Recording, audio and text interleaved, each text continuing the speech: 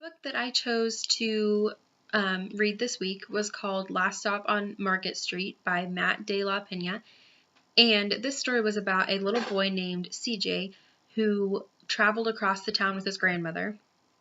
And it was in a really big city. And basically, the little boy would see the cars going by and talk about how he wishes that he could have those cars. He wishes that he and his grandma had a car like that they could ride in to be fancier and to get to their destinations quicker.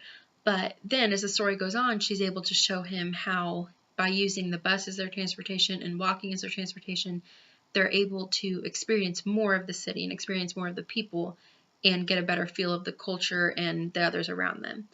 And so basically my personal response to this was that I think it's a great book for children to read, not only because they can be able to see how you can appreciate things, but also to appreciate the simplicity of things.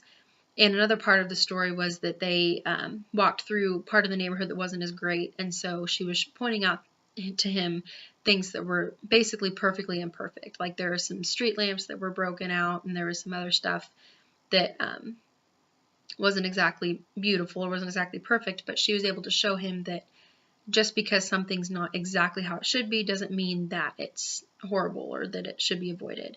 And so I thought this was a good lesson for students to see that basically to appreciate things for what they are and to be positive, have a positive outlook on things, even if they aren't exactly the scenario that they wish they had.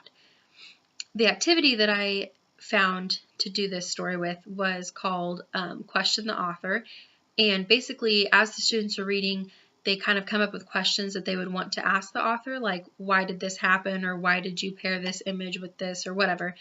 And this helps the students to use these questions to be able to better understand what's going on in the story, and as well as using them to basically write out what they're struggling with understanding. And then the students would work together afterwards to collaborate with their questions and maybe even answer some of them or build off of them and help their classmates to better understand the concepts and to comprehend the story better.